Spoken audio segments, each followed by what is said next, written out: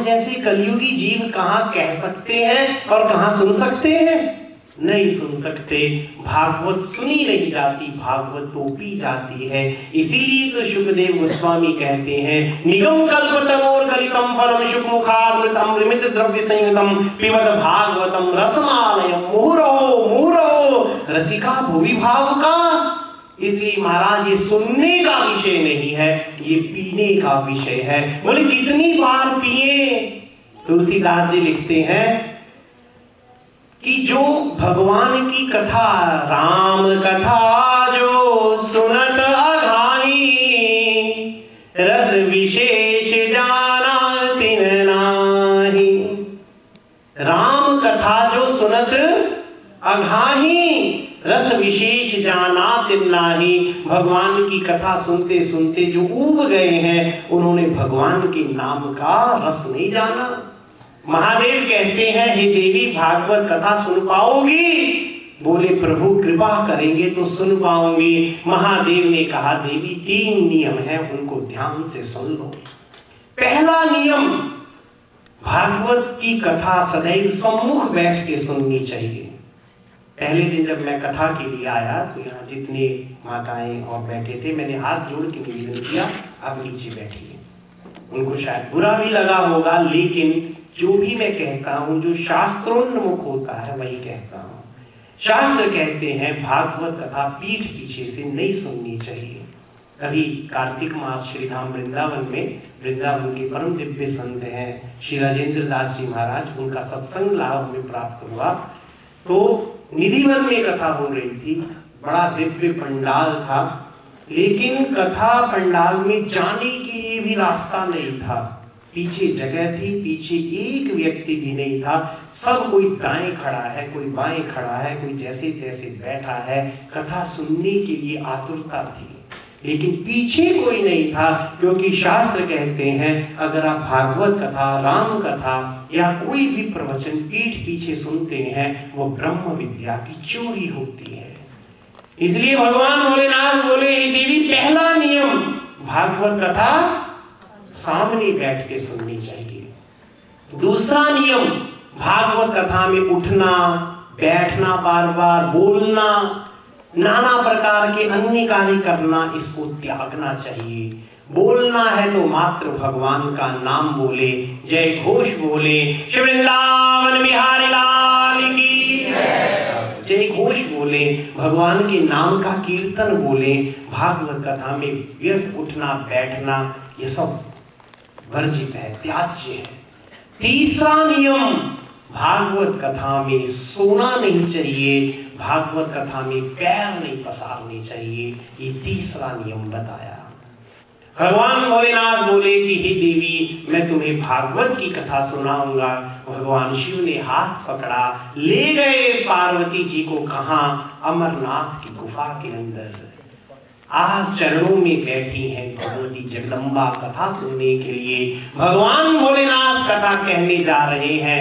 पीठ पीछे क्या है?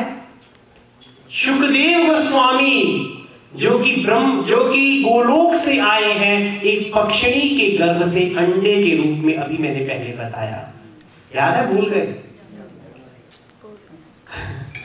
आधे लोग भूल भी गए। गोलोक से सुखदेव गोस्वामी एक पक्षिणी के गर्भ से अमरनाथ की गुफा के अंदर अंडे के रूप में पैदा हुए। अंडा अभी फूटा नहीं था, बर्फीली और ठंडी हवाएं थी, पक्षी का जोड़ा उड़ गया, अंडा वहीं पड़ा रह गया।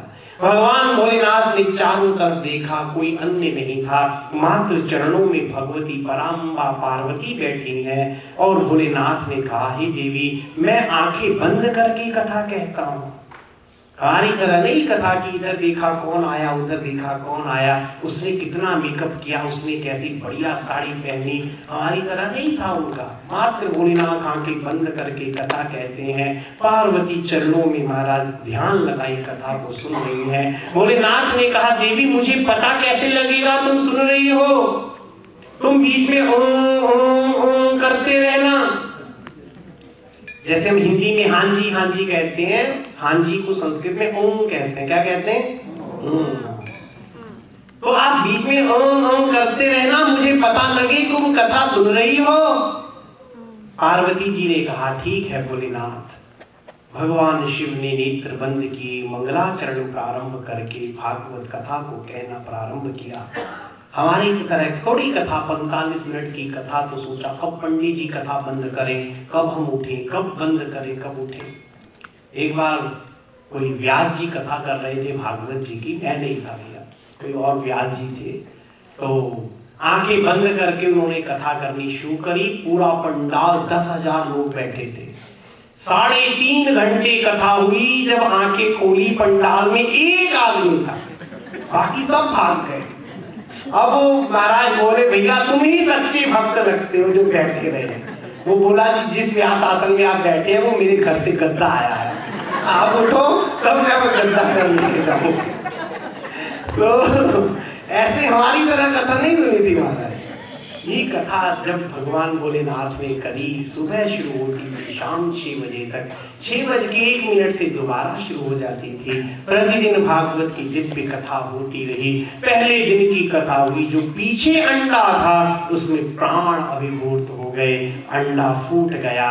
कथा सुन रहा है वह शुक पक्षी। पार्वती जी ओम ओम ओम साथ में कहती जा रही है। महादेव कथा करते जा रहे हैं। कथा करते करते पहला दिन, दूसरा दिन, तीसरा दिन, चौथा, 5वां, 6ठा दिन आ गया।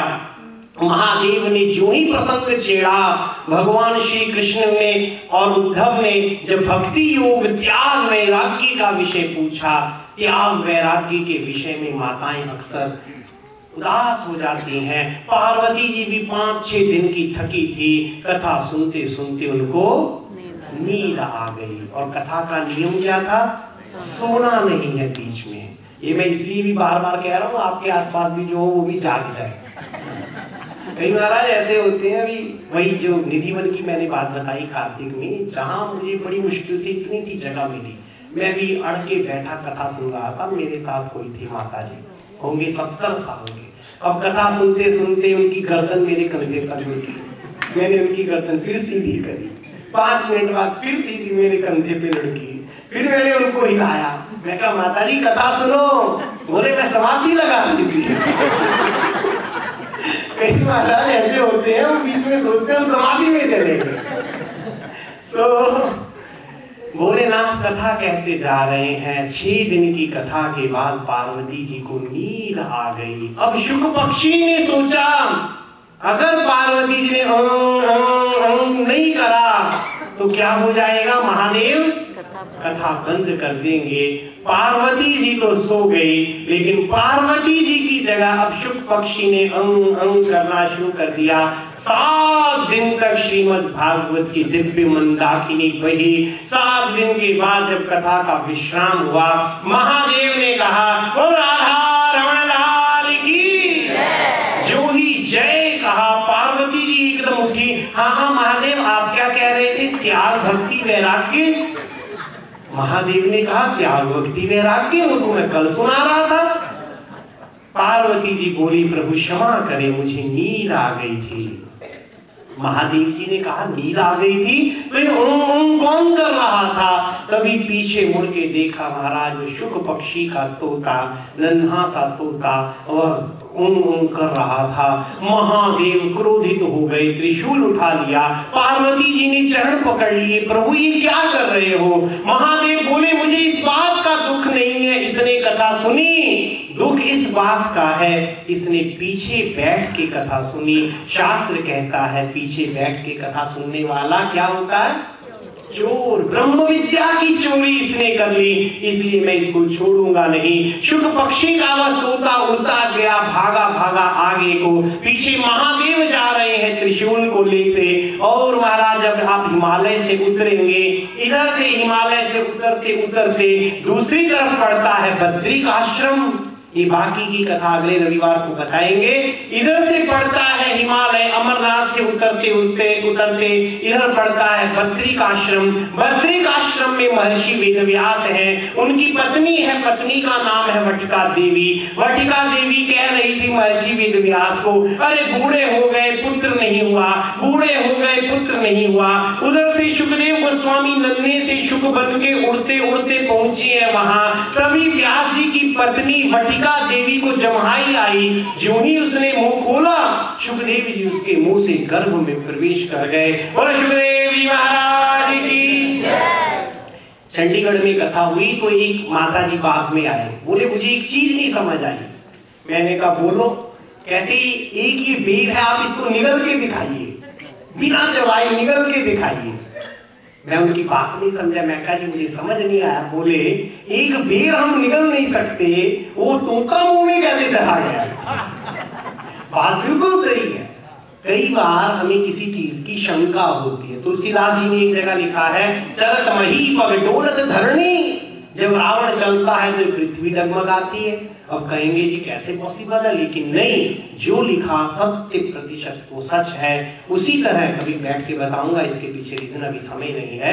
उसी तरह सुखदेव जी तोते के रूप में थे, लेकिन जो ही व्यास पत्नी ने मुंह खोला, वायु रूप होके वो व्यास पत्नी के गर्भ में प्रवेश कर गए और एक संतान के रूप में गर्भ में रह गए। महादेव त्रिशूल लेके दौड़ते आ रहे हैं। महर्षि वेदव्यास ने पूछा क्या हुआ?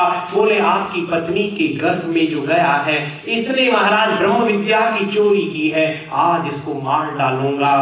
महर्षि वेदव्यास ने हाथ जोड़ दिए, प्रभु आपने अमर कथा सुनी, आप अमर हो गए, भागवत कथा इसने भी सुन ली, कि आप इसको मार सकते हैं? समझे आप बात को? नहीं समझे?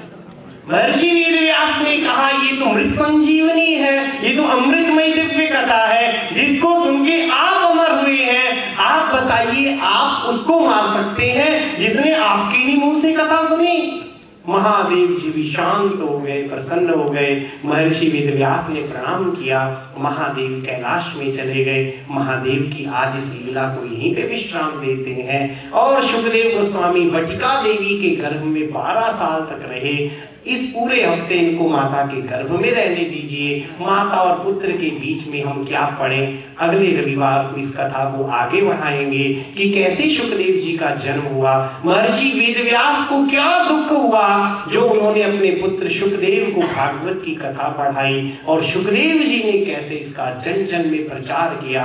उस दिव्य अमृतमयी कथा को प्रसंग सहित व्याख्या करेंगे। बोलिए श्री वृंदावन बिहारी लाल की जय, राधा कृष्ण चंद्र महाराज की जय।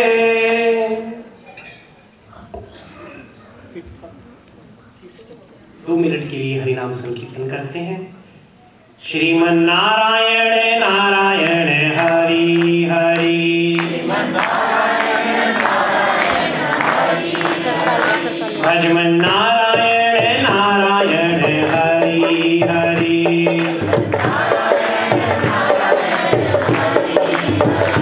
लक्ष्मी नारायण नारायण हरि हरि,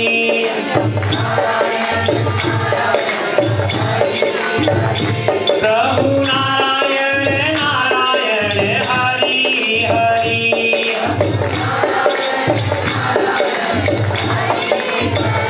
श्रीमन नारायण नारायण हरि हरि। सभी गाइए, भजन नारायण नारायण हरि हरि।